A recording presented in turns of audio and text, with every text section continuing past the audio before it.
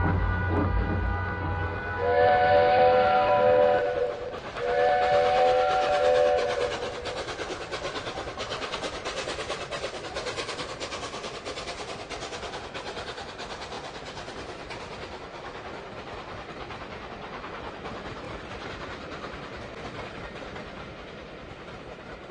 first memory of being evacuated was being on a train and having a label tied on my front and carrying me brown paper parcel with tied with string with probably a change of clothes in. I can't even remember what was in it. Well, we all went to the school on the day of evacuation, in which nobody knew where we were going. I was at Fontal Road School then. I went to Fontal Road, and when we got to school, my cousin was going with his school, which was St Lawrence's.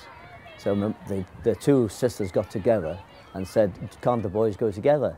So the two headmasters of the schools got us together, and I was transferred over to St Lawrence's. And he said, "The best thing you can do," he said, "is he now becomes his brother." So I went away as my brother, I was my cousin's brother, and my name changed to Ronald Vaughan Lyon. Next day, we ended up in the village school, all in the one class, and they were picking out who's going where. And I was sitting next to my cousin, who was now my brother, of course, they called the register out, and he shouted to him, "Kenneth Lyon," and he answered, you see, here. And then he said, "Ronald Lyon," and I just sat there, I said nothing.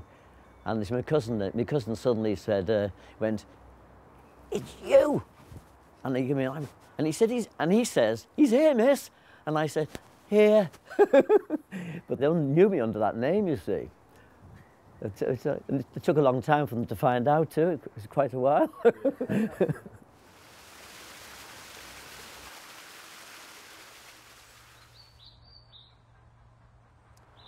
Here I am back at Emu, where I was here when I was about 4 years of age, from about 3, probably about 18 months in this place, this house, which there's a dormitory, etc., on the far side.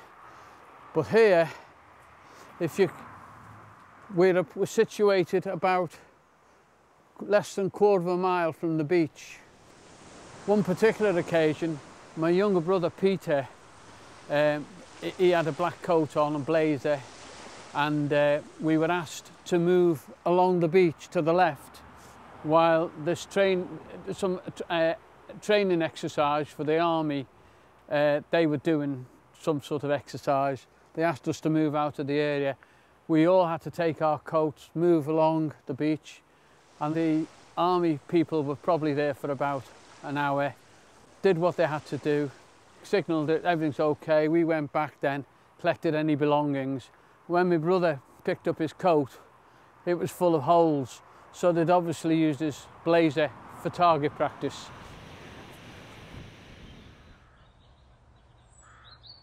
When we were in the school, they took a photograph of us all, and we all got a little postcard inside, and the photograph was inside.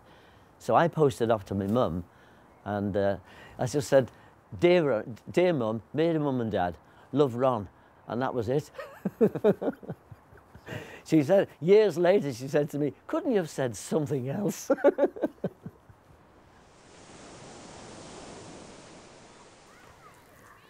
Well, when Liverpool was being bombed and everything was being knocked down, it seemed sensible to get away, didn't it? Seeing Liverpool city centre, where it was all flattened, you realised it had taken a real hammer in. My father had come home and says, "We needn't pay those bills to that shop now. It's a furniture shop. It's just being bombed and all the records have gone, so we needn't pay." Two friends picked up a detonator, and they used bricks to try and hit this thing, you see. And finally it had exploded, but they were both okay. And they went and wrote an essay about it, and of course the next thing was the headmaster came in and gave them a dressing down. You shouldn't be throwing bricks at these things. I was put to live with a couple that had no children. I was put in their house, but I had to share a bed with this older teacher.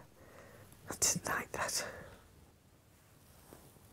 And they had a friend who was an old bachelor, and he used to take me walking along the lanes in the moonlight.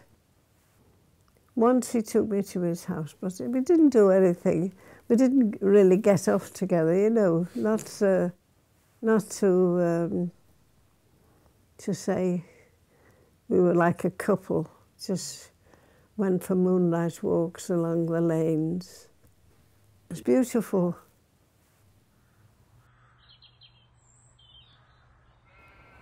We used to call the toilet the Thunderbox, and that was about 100 yards up the garden.